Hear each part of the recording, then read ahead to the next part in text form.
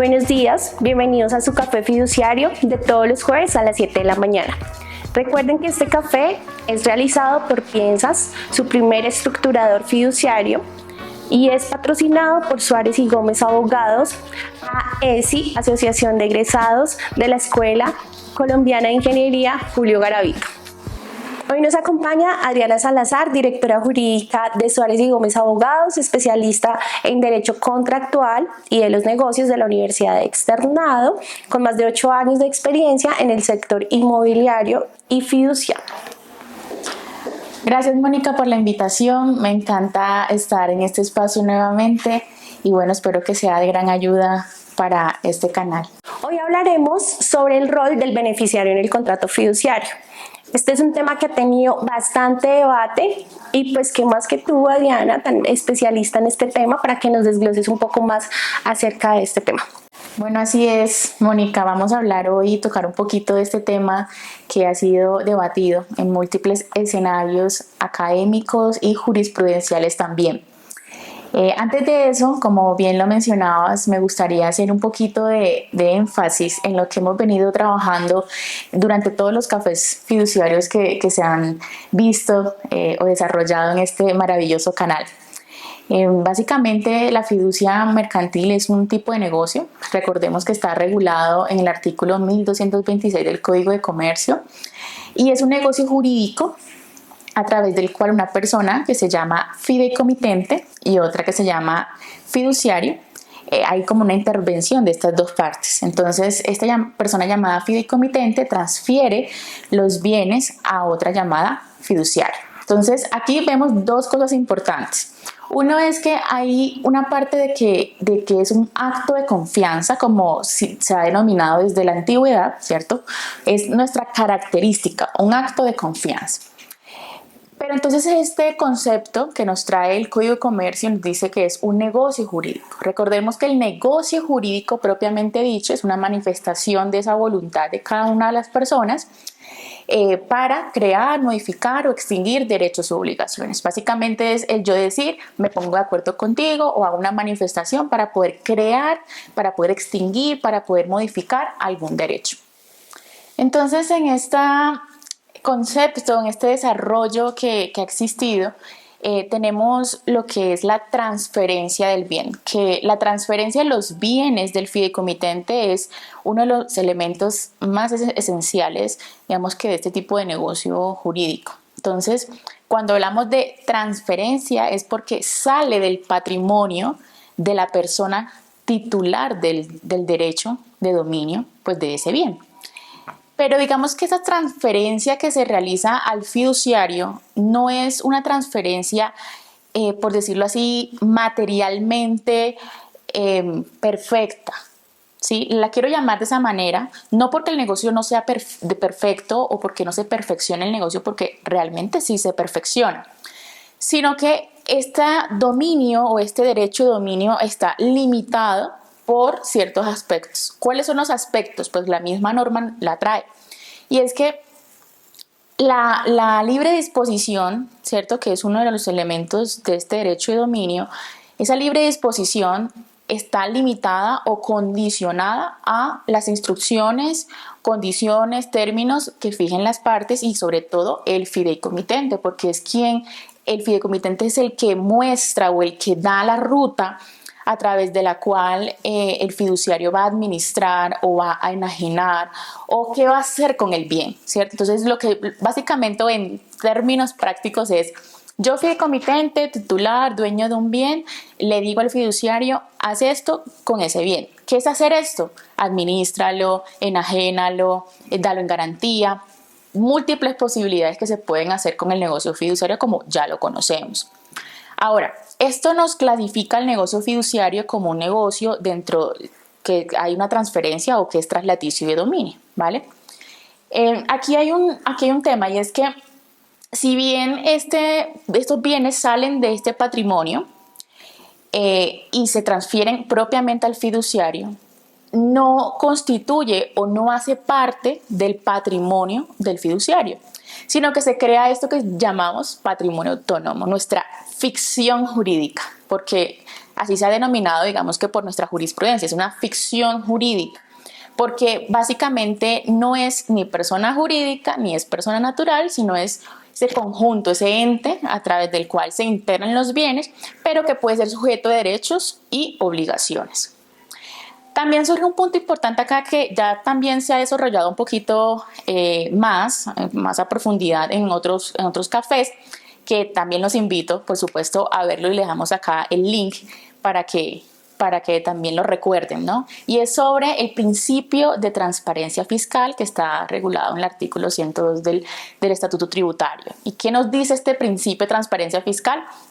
Que todo lo que venga o lo que transfiera el fideicomitente para efectos fiscales debe declararlo, sobre todo para el impuesto de renta, como si no hubiese salido del patrimonio. Entonces, todo lo que es ingresos, costos, la utilidad, todo lo que genere o lo que se genere a través del patrimonio autónomo, el fideicomitente tiene que declararlo como si lo hubiese realizado esta persona.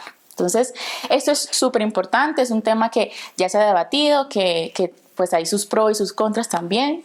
Entonces, bueno, ese es como el primer punto que quiero dejar sentado. Excelente, Diana, nos queda muy claro estos elementos para celebrar este contrato de fiducia. Ahora yo quiero preguntarte, ¿qué requisitos se deben cumplir para llevar a cabo un contrato de fiducia? Perfecto, gracias Mónica por la pregunta. Bueno, sobre este aspecto, digamos que en el Código de Comercio no existe una solemnidad o requisito para cumplir y digamos que para el perfeccionamiento de este contrato. Sin embargo, hay un tema que me parece importante tocar en este punto, y es que en la práctica lo que vemos es que se suscribe un contrato de fiducia por documento privado, tratándose tanto de bienes muebles como inmuebles. Lo que hacen en la parte de los inmuebles es que se eleva a una escritura pública de adición en fiducia mercantil. Pero ¿qué pasa? Que la norma nos dice, ahí para temas de muebles, de que son bienes muebles, no se requiere como ninguna solemnidad o requisito previo, pero cuando se trata de bienes inmuebles, el contrato de fiducia debe llevarse a elevarse a escritura pública y hacer el debido registro en la oficina de registro de instrumentos públicos del municipio o la ciudad que corresponda. ¿Qué pasa? Que en la práctica, como ya les mencioné, esto no se realiza. Es decir, acá se suscribe un contrato por documento privado, luego se suscribe una escritura pública donde se adiciona el inmueble a un patrimonio autónomo previamente creado con una suma de dinero. Normalmente es 1 millón de pesos, o es la práctica común que se ve, ¿cierto?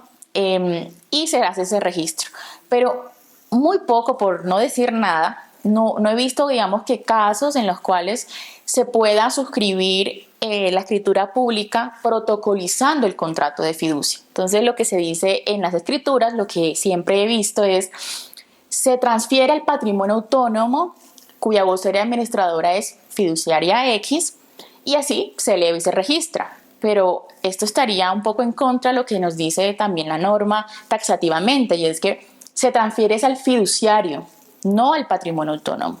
Entonces, aquí hay como una complejidad que sería bueno analizarlo, y los invito, digamos que a todos los televidentes y los usuarios de este canal, ¿cierto? Al público en general, que pensemos un poquito en esta interpretación jurídica que me parece valiosa para todo nuestro contexto fiduciario. Adicional a eso, vemos que la norma no nos trae ningún requisito de qué tipo de bienes se pueden transferir. Entonces, se pueden transferir todos los bienes salvo los que por ley estén prohibidos. Entonces, acá se pueden transferir bienes inmuebles, se pueden transferir bienes muebles, equipos, máquinas, acciones de sociedades. De hecho, en el tema de las acciones, Mónica, te quiero contar que hay unos conceptos de las supersociedades que nos refiere que cuando se trata de temas de acciones que me gustaría de pronto más adelante tocar más profundamente, se debe registrar en el libro de accionista a la fiduciaria y no al patrimonio autónomo. Entonces, acá también vemos un poquito cómo se desarrolla este debate o este cuestionamiento respecto de si se debe protocolizar o no el contrato, o cómo se puede, digamos, que perfeccionar bien desde el punto de vista normativo. Y por último, pero no menos importante, la norma sí trae un requisito, digamos que esencial, y es que el fiduciario en Colombia debe ser una entidad vigilada por la Superintendencia Financiera de Colombia, antes superbancaria. Entonces esto quiere decir que no cualquier persona, como sí pasa en el fideicomiso civil, que también lo hemos tocado en otros cafés, aquí también se los dejo para que lo recuerden. Este punto, digamos que no puede ser cualquier persona jurídica o por cualquier persona natural que pueda ejercer esta administración, precisamente porque es un acto de confianza y se debe, digamos que, de alguna manera garantizar, ¿sí? Una transparencia, una seguridad al fideicomitente y a todos los intervinientes dentro del negocio. Entonces, eso es súper importante, que siempre debe ser una sociedad vigilada por la superfinanciera. Bueno, importante entonces tener siempre en cuenta que es una entidad que debe estar vigilada por la superfinanciera. Adriana, nos has hablado acerca de dos figuras, la del fideicomitente y la de la fiduciaria, pero hay una en especial que es la interviniente, el beneficiario. Cuéntanos qué significa ser beneficiario. Bueno, Mónica, sobre esa pregunta que es básicamente nuestra esencia, ¿no? Lo que venimos a hablar un poquito acá y también a debatir de lo que se ha planteado en estos años respecto de esta figura. Y es que, bueno, recordemos que en el artículo 1226 del Código de Comercio, que hemos venido desglosando un poquito en esta conversación, al final, o digamos que al final del primer inciso nos trae que el contrato de fiducia se puede celebrar en provecho del mismo fideicomitente o de un tercero, que en todo caso se va a llamar beneficiario. En la norma o en la ley en general no existe una definición de lo que es ser beneficiario. Realmente no tenemos un concepto o una definición taxativa que nos diga qué es eso. Pero digamos que del concepto que nos trae esta norma, de otros pronunciamientos, se puede, digamos que, inferir que esta figura del beneficiario es la persona que puede obtener las utilidades o las resultas del negocio, ¿cierto? Como esa persona que se beneficia, como su nombre lo indica, ¿no? Del proyecto, de la operación, del negocio que surge a través del patrimonio autónomo o que se desarrolla a través del patrimonio autónomo. Sin embargo, existen diferentes posiciones o tesis de magistrados, de nuestra corte, de la doctrina, de laudos arbitrales, que quiero de pronto mencionar acá un poquito para que les deje la duda y ustedes comiencen también como a analizar este tema, que me parece un punto esencial dentro del negocio fiduciario cuando uno lo va a estudiar, y es que según, digamos que nuestra Corte Suprema de Justicia y toda la jurisprudencia que ha sido desarrollada, y también a través de la doctrina, ¿cierto? Les voy a dejar acá también ciertas sentencias que digamos que han desarrollado esto para que ustedes también las puedan mirar un poquito de estos casos.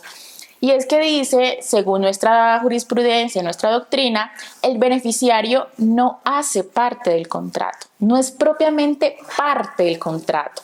¿Quién es parte de un contrato? Pues esa persona jurídica, natural, que tiene esos derechos, esas obligaciones, que perfecciona un negocio jurídico. Entonces, lo que nos dice es, como en la definición de nuestro contrato de fiducia, las únicas dos partes que se requieren para ese perfeccionamiento es el fideicomitente y es el fiduciario.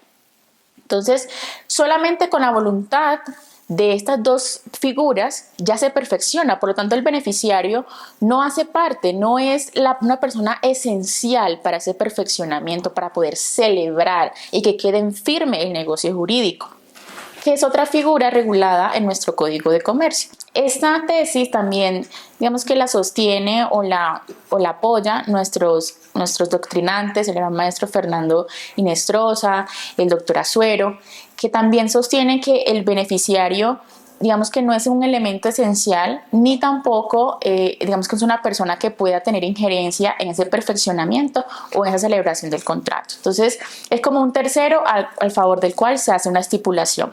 Entonces, acá queda un poquito claro como la posición de que definitivamente no es parte del contrato. Sin embargo, hay otra posición que ha salido en varios laudos arbitrales, ¿cierto? Por el Tribunal de Arbitramiento de Cali y de Bogotá, de la Cámara de Comercio. ¿Qué nos manifiesta esto? Nos dice que si bien en la parte, digamos que del concepto de fiducia, no se encuentra regulado o marcado en que hay una intervención directa, si es una persona que tiene derechos, ¿cierto? Y también tiene ciertas obligaciones, como por ejemplo recibir esos beneficios que se trae. Pero digamos que este recibimiento de esos beneficios, pues realmente también es como parte del mismo derecho, una consecuencia del mismo derecho. En contraposición a esta tesis, el Tribunal de Arbitramiento de la Cámara de Comercio de Cali y también la de Bogotá han sostenido que el beneficiario sí hace parte del contrato. En cuanto a la Cámara de Comercio de Bogotá, en su Tribunal de Arbitramiento, manifestó que sí hacía parte, digamos que en un negocio fiduciario tipo inmobiliario, hacía parte el beneficiario porque este beneficiario suscribió contratos de adhesión al contrato de fiducia. Entonces, este contrato de adhesión, que normalmente se conoce en la práctica como formato de vinculación, decía que se vinculaba o se adhería al contrato de fiducia. Entonces, al adherirse a este contrato, pues entonces el tribunal dice si hace parte, digamos, que el contrato de fiducia. Ahora, el Tribunal de la Cámara de Comercio de Cali lo que manifestó no fue como un caso de adhesión, sino que en interpretación de los artículos 1226 y siguientes del Código de Comercio que hemos venido conversando, en esa interpretación nos dice es un elemento esencial porque el contrato de fiducia se refiere o digamos que se celebra en pro de un beneficiario, por lo tanto este debe hacer parte del contrato. Perfecto, Adriana.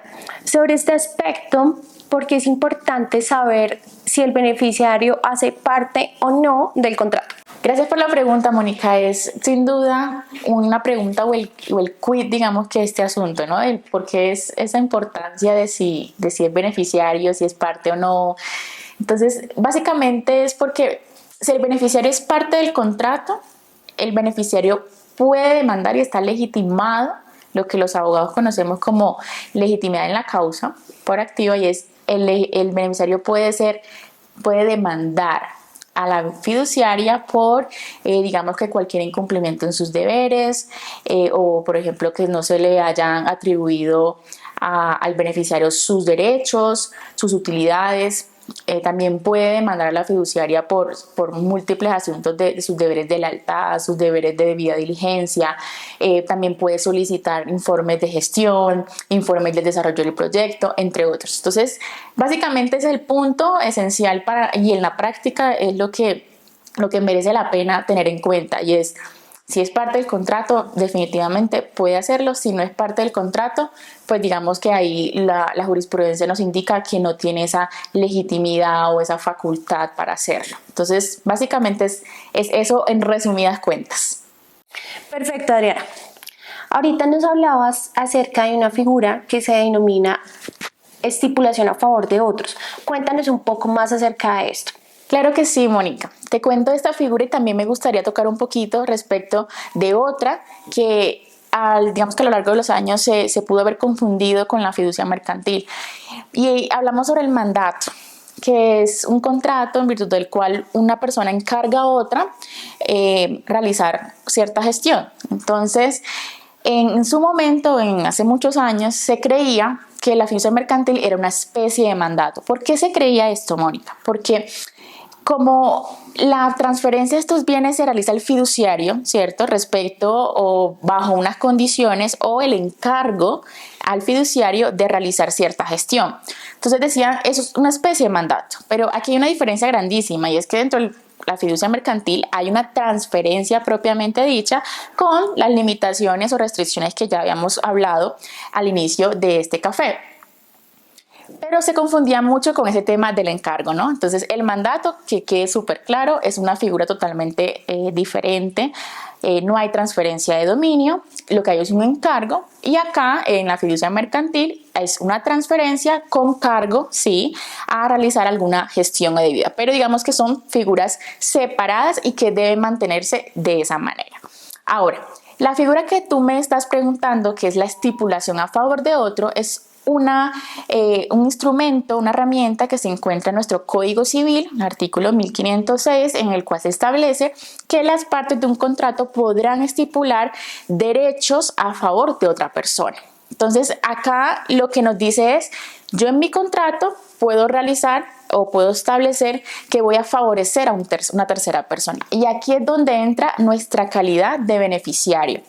Entonces, acá lo que se dice es, si bien el beneficiario no hace parte del contrato de fiducia, si es un tercero beneficiario o un tercero aquí o a favor del cual se realiza una estipulación y aplicaría esta figura del código. ¿Qué quiere decir esto? Que si se puede estipular, pero no tiene, digamos que, efecto jurídico, sino por la autorización expresa o tácita de esta persona. Ahora bien, hay otra figura que también está en el Código Civil que también debe diferenciarse de la fiducia mercantil y es la promesa por otro. A diferencia de la estipulación para otro, la promesa por otro es aquella que se hace no ya como derecho, sino como una obligación. Es decir, yo me comprometo a que la tercera persona realizará una obligación de hacer o no hacer. Es decir, va a dar una suma de dinero. Entonces, yo me comprometo que fulanito de tal va a dar una suma de dinero a mi contratante. Eso es una promesa por otro. Pero si bien digamos que se puede estipular, no se perfecciona esta obligación a diferencia de lo que sí pasa en la estipulación para otro, porque sí hay un perfeccionamiento, solo que no se puede ejecutar, ¿cierto? Acá no hay perfeccionamiento de esa obligación, sino digamos que a partir de la aceptación de esta tercera persona. Entonces, ahí ya nace como tal esa obligación. Entonces, estas tres figuras súper importantes, Mónica, para que la tengamos en cuenta, diferenciar esas figuras de la fiducia mercantil y bueno, que ya cada quien pues analizará su punto, digamos que lo que hemos conversado en este café tan importante. Adriana, muchas gracias por aceptar la invitación. Nos quedan muy claros los conceptos y a nuestra audiencia invitarlos a que se suscriban a nuestro canal de YouTube para que no se pierdan ninguno de nuestros episodios de Café Fiduciario, todos los jueves a las 7 de la mañana. Muchísimas gracias, Mónica, por la invitación, por compartir este espacio y bueno, a nuestra audiencia quiero invitarlos a que si van a hacer un negocio fiduciario, no olviden que con piensas es mejor.